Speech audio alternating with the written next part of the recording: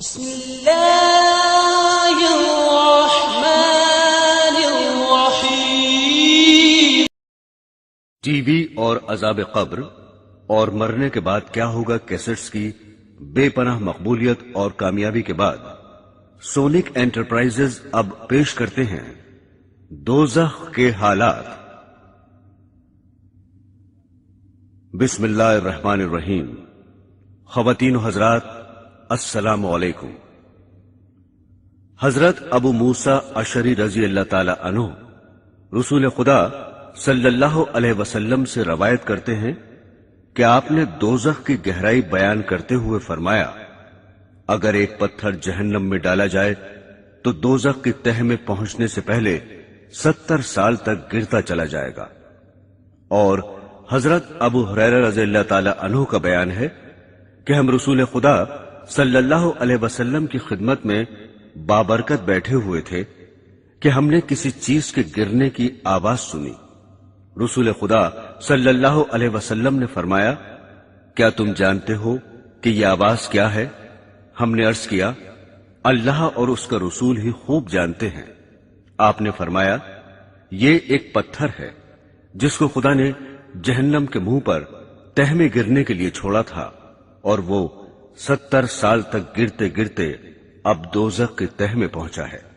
یہ اس کے گرنے کی آواز ہے۔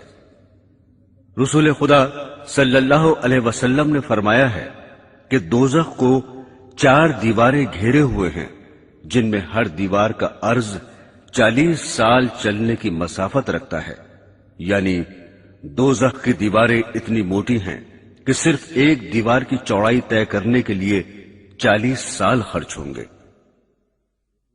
خود رسول خدا صلی اللہ علیہ وسلم نے فرمایا کہ دوزخ کے 7 دروازے ہیں، جن میں سے ایک اس کے لیے ہے جو میری امت پر تلوار اٹھائے۔ رسول خدا صلی اللہ علیہ وسلم نے فرمایا کہ دوزخ کو 1000 برس تک دھونکا گیا تو اس کی آگ سرخ ہو گئی، پھر 1000 برس تک دھونکا گیا تو اس کی آگ سفید ہو گئی، پھر 1000 برس تک دھونکا گیا تو اس کی آگ سیاہ ہو گئی۔ چنانچہ دوزخ اب سیاہ اندھیرے والی ہے۔ ایک روایت میں ہے کہ وہ اندھیری رات کی طرح تاریک ہے، اور دوسری روایت میں ہے کہ اس کی لپٹ میں اس میں روشنی نہیں ہوتی، یعنی ہمیشہ اندھیرا ہی اندھیرا رہتا ہے۔ بخاری و مسلم کی ایک روایت میں ہے کہ رسول خدا صلی اللہ علیہ وسلم نے فرمایا، تمہاری یہ آگ جس کو تم جلاتے ہو دوزخ کی آگ کا 70واں حصہ ہے۔ صحابہ نے عرض کیا، جلانے کو تو یہی بہت ہے۔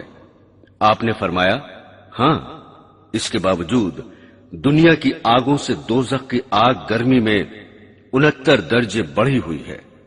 اور ایک روایت میں ہے کہ دوزخی اگر دنیا کی آگ میں آ جائیں تو ان کو نیند آ جائے، کیونکہ بنسبت دوزخ کی آگ کے دنیا کی آگ بہت ہی زیادہ ٹھنڈی ہے، لہذا اس میں ان کو دوزخ کے مقابلے میں آرام معلوم ہوگا۔ رسول خدا صلی اللہ علیہ وسلم نے فرمایا، دوزخیوں میں سب سے ہلکا عذاب اس شخص پر ہوگا جس کی دونوں جوتیاں اور تسمے آگ کے ہوں گے، جن کی وجہ سے ہانڈی کی طرح ان کا دماغ کھولتا ہوگا۔ وہ سمجھے گا کہ مجھے ہی سب سے زیادہ عذاب ہو رہا ہے، حالانکہ اس کو سب سے کم عذاب ہوگا۔ مسلم شریف کی ایک روایت میں ہے کہ رسول خدا صلی اللہ علیہ وسلم نے ارشاد فرمایا، قیامت کے دن ایک ایسے دوزخی کو جو دنیا میں تمام انسانوں سے زیادہ لذت اور عیش میں رہا تھا، پکڑ کر ایک مرتبہ دوزخ میں غوطہ دیا جائے گا۔ پھر اس سے پوچھا جائے گا، اے ابن آدم، کیا تو نے کبھی نعمت دیکھی ہے؟ کیا کبھی تجھے آرام نصیب ہوا ہے؟ اس پر وہ کہے گا، خدا کی قسم اے رب، نہیں، میں نے کبھی آرام نہیں پایا۔ پھر فرمایا کہ قیامت کے دن ایک ایسے جنتی کو جو دنیا میں تمام انسانوں سے زیادہ مصیبت میں رہا تھا، اسے پکڑ کر جنت میں غوطہ دیا جائے گا۔ پھر اس سے پوچھا جائے گا، اے ابن آدم، کیا کبھی تو نے مصیبت دیکھی ہے؟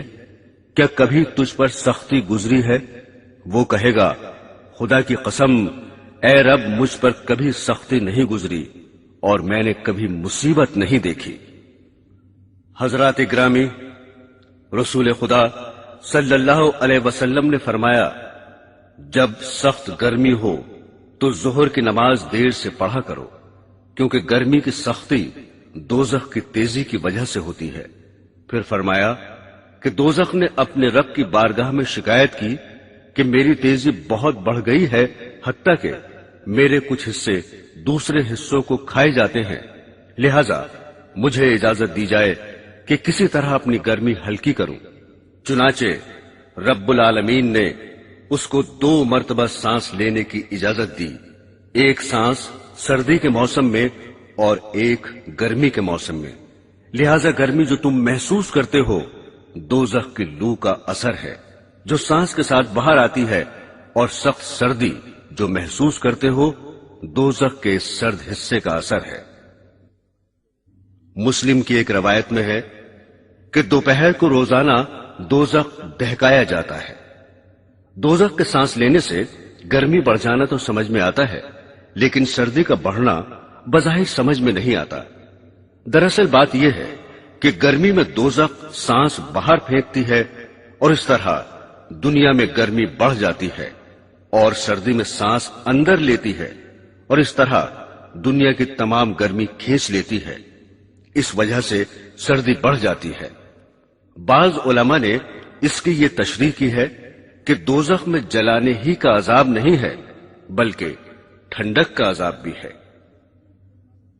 قرآن حکیم فرماتا ہے، اے ایمان والو، اپنے آپ کو اور اپنے گھر والوں کو دوزخ کی آگ سے بچاؤ جس کا ایندھن انسان اور پتھر ہے۔ پتھروں سے کیا مراد ہے؟ اس کے متعلق حضرت ابن مسعود رضی اللہ تعالی عنہ کا ارشاد ہے، پتھر جو دوزخ کا ایندھن ہے وہ گندک کے پتھر ہیں جو خدا نے قریب والے آسمان میں اس دن پیدا کیے تھے جس دن آسمان و زمین پیدا فرمائے تھے۔ پھر فرمایا یہ پتھر کفار کے عذاب کے لیے تیار فرمائے ہیں۔ ان پتھروں کے علاوہ